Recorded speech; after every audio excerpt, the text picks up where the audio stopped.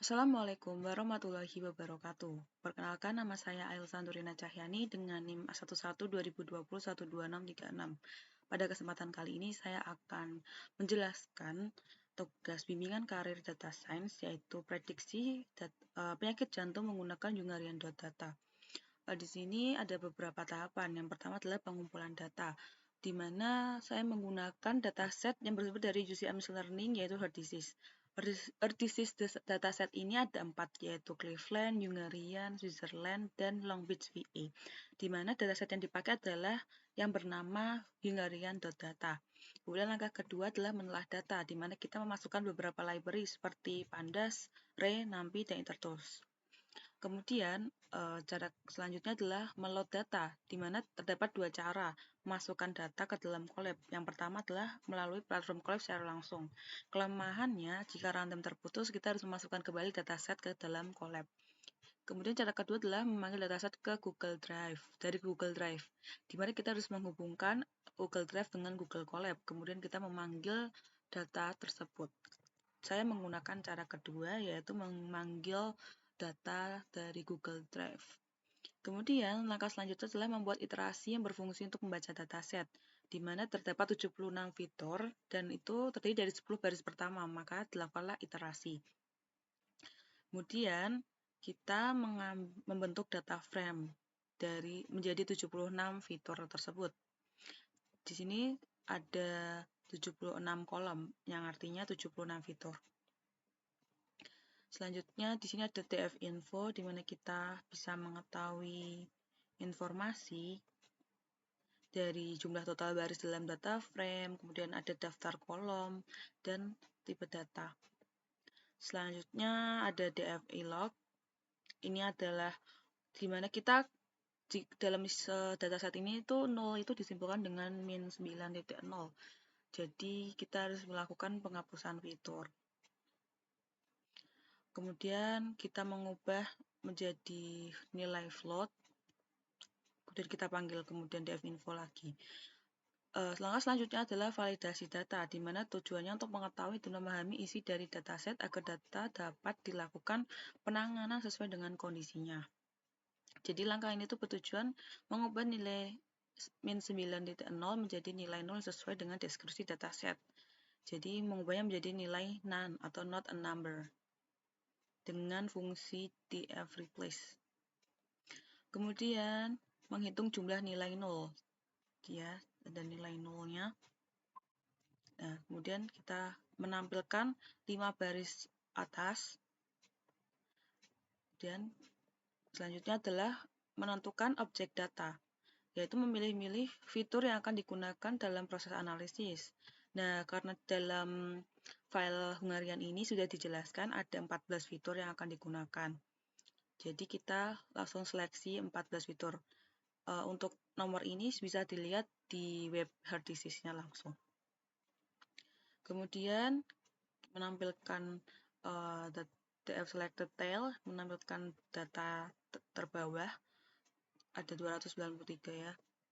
Dan selanjutnya adalah mengganti nama kolom sesuai dengan 14 nama kolom yang ada pada deskripsi dataset. Jadi nama-nama ini sudah ada di websitenya langsung. Jadi kita tinggal menggantinya saja. Selanjutnya adalah menghitung jumlah kemunculan nilai dalam setiap kolom data frame. Setelah langkah keempat, langkah selanjutnya adalah membersihkan data. Jadi sebelum dilakukan pemodelan, kita harus membersihkan data agar modelnya lebih akurat. Di sini ada kita menghitung jumlah nilai NaN terlebih dahulu, kemudian kita mendrop kolom CA, slope, dan tal, karena di situ nilai NaN-nya cukup banyak ya, hampir separuhnya. Jadi tidak mungkin kita pakai. Kita drop, dan di sini tersisa nilai NaN-nya itu trace BPS, COL, FVS, RS, SCG, talak, eksang, dan kemudian kita akan mengganti nilai 0 itu mengisinya dengan nilai min, maka digunakan fungsi seperti ini. Selanjutnya, mengisi nilai NaN dengan nilai min yang sudah ditentukan tadi. Nah, di sini kita dapat lihat bahwa nilai 0-nya sudah tidak ada. Selanjutnya kita mencari nilai duplikat. Nah, ternyata di sini ada duplikat yaitu antara data 90 dan 163. Maka kita harus menghapus. Baik, selanjutnya adalah ETA, di mana ini kita menghitung korelasi antara kolom-kolom dalam data frame yang telah dibersihkan. Seperti ini. Kemudian konstruksi data memiliki tujuan untuk menyesuaikan semua tipe data yang ada di dalam dataset. Caranya sama ya. Nah, di sini kita memisahkan fitur dan target. Lalu disimpan ke dalam variabel. Nah, di sini ada variabel X dan Y. Di mana variabel X itu terdiri dari beberapa fitur kecuali fitur target. Sedangkan Y itu berisi fitur target dari yang tadi sudah dihapus itu. Kemudian ini ada 5 kelas, yaitu nilai kelas 0, 1, 2, 3, 4. Selanjutnya kita akan menyeimbangkan. Dilihat datanya tidak seimbang, maka kita harus menyeimbangkannya dengan oversample, yaitu menggunakan SMOTE. Jadi SMOTE ini untuk mengatasi data yang tidak seimbang. Setelah itu kita lihat ternyata setelah dilakukan SMOTE data seimbang. Dari kelima kelas itu datanya seimbang. Kemudian kita menuju ke normalisasi menggunakan min-max scalar.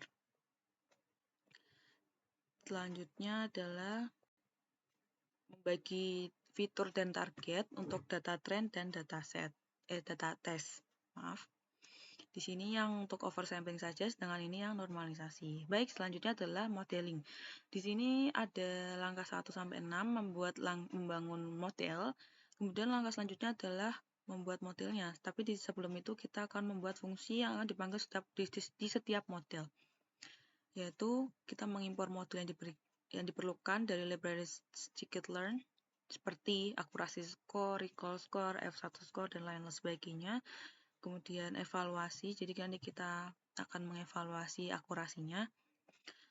Nah, di sini saya menggunakan 3 model yaitu KNN, Random Forest, XGBoost menggunakan SMOTE terlebih dahulu.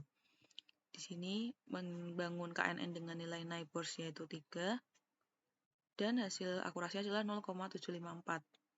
Kemudian untuk evaluasinya juga sama dengan recall 0,754 dan convolution metricnya seperti ini. Selanjutnya adalah random forest, di mana nilai estimatornya yaitu 100 dan hasil akurasinya adalah 0,92. Selanjutnya ada XGBoost. Di sini ada nilai learning rate-nya 0,1 dan N estimatornya adalah 100, di mana hasilnya adalah 0,904. Maaf. Nah, selanjutnya setelah tadi kita membuat model dengan oversample, kita juga membuat model dengan oversample plus normalisasi. Tapi di sini untuk nilainya tuh sama dengan yang oversample ya, yaitu 0,754, kemudian untuk random forest yaitu 0,92 dan untuk XGBoost-nya 0,904. Nah, selanjutnya yang ketiga tuh modeling menggunakan tuning, normalisasi, dan oversample, di mana KNN ini menggunakan randomized search savvy. Untuk hasilnya adalah, ini terlebih dahulu ini adalah parameter terbaik yang menghasilkan akurasi 0,797, naik ya. Kemudian ada random forest dengan nilai yang turun yaitu 0,893 dan XGBoost juga turun yaitu menjadi 0,898. Nah, selanjutnya adalah tahap evaluasi, di mana kita mengevaluasi yaitu membuat dengan import matplotlib. Di sini kita model pertama yaitu menggunakan SMOTE saja dengan nilai seperti akurasi seperti ini. Kemudian ini bar plotnya. Yang kedua adalah menggunakan SMOTE dan normalisasi. Selanjutnya ada yang tuning, normalisasi, dan oversample, di mana ada yang naik di KNN dan yang turun itu random forest dan XGBoost. Terakhir itu kita ini ya, evaluasi model terbaik. Jadi untuk KNN itu yang terbaik adalah yang oversample standarisasi tuning dengan nilai 79,7. Sedangkan untuk random forest itu yang oversample saja yaitu 92, dan XGBoost itu yang oversample dan standarisasi 90,4. Itu ya. Jadi kesimpulannya adalah penanganan data yang optimal adalah untuk masalah imbalance data adalah dengan menggunakan metode SMOTE sekaligus dilengkapi dengan tuning dan normalisasi data. Hal ini dapat memberikan hasil yang signifikan dalam meningkatkan akurasi model klasifikasi khususnya pada model KNN. Tapi untuk random forest dan XGBoost itu mengalami penurunan ya. Nah, selanjutnya untuk tahap terakhir itu adalah Streamlit, di mana kita mendeploy kode ini, model ini biar bisa digunakan gitu untuk umum. Di sini pertama ini saya mempikel beberapa seperti mempikel model random forest-nya dan menyimpan akurasinya juga, dan hasilnya itu saya taruh di sini ya. Ini untuk kode Streamlit-nya.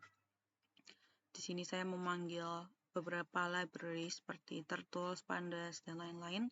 Kemudian ini di sini saya memanggil model random forest-nya dan model info dan scalar-nya untuk normalisasinya. Dan di sini untuk Streamlit-nya seperti nama page-nya itu prediksi penyakit jantung dengan icon IKG, kemudian title-nya prediksi penyakit jantung dengan Hungarian dataset, dan juga menampilkan akurasi. Kemudian ada dua tab juga nanti, yaitu prediksi individu dan prediksi massal, di mana nanti kita bisa memasukkan beberapa data ke dalam sini. Oke, di sini juga kita ada sidebar-nya juga, jadi kita bisa pengguna bisa menginputkan data sesuai dengan yang ingin mereka cari, ingin mereka prediksi. Kemudian pada tab selanjutnya itu juga bisa memasukkan file CSV di sini. Baik, langsung saja kita ke link Streamlit-nya. Di sini Streamlit saya, Elsa Nurina ya. Di sini sudah saya deploy. Saya akan buka di Streamlit ini. Untuk linknya yaitu HDBK12636.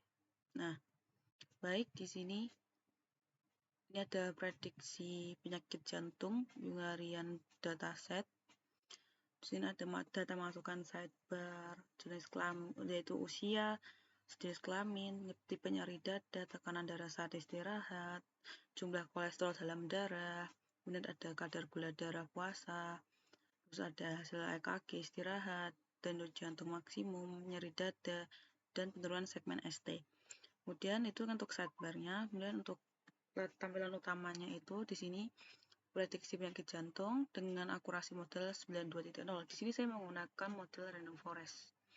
Dan ada prediksi individu dan prediksi massal. Nah, untuk prediksi individu ini data masukan, jadi nanti yang kita input di sini akan masuk ke dalam data frame ini. Dan nanti jika kita pencet prediksi ini akan menghasilkan hasil sehat, tidak sakit jantung. Kita coba masukkan datanya secara acak, semisal 40 tahun. Kemudian dia berjenis kelamin wanita dengan tipe nyeri dadanya non-anginal pain. Kemudian tekanan darah saat istirahat adalah 100, jumlah kolesterolnya 90, kadar gula darah masanya bisa benar, terus hasil EKG istirahatnya normal, dan tulis normal aja. Denyut jantung maksimumnya dia mungkin 98. Dari data saat beraktivitas fisik mungkin iya. Terus ini mungkin 2 saja. Nah, jadi yang data kita masukkan ini akan termasuk di sini. Data prediksi. Hasilnya adalah sakit jantung level 4, berarti sudah parah sekali. Baik, selanjutnya adalah prediksi massal. Nah, di sini kita bisa mendownload, kita coba download CSV-nya. Nah, seperti ini. Kemudian kita masukkan. Nah, hasilnya adalah seperti ini ya. Jadi ada 5 data, yaitu sehat tidak sakit jantung level 1, sehat, sakit jantung level 3, sehat tidak sakit jantung. Nah, baik, sekian video penjelasan dari saya. Mohon maaf jika ada kesalahan dalam pembuatan video maupun penjelasan saya. Saya ucapkan minta maaf. Terima kasih sudah menonton. Wassalamualaikum warahmatullahi wabarakatuh.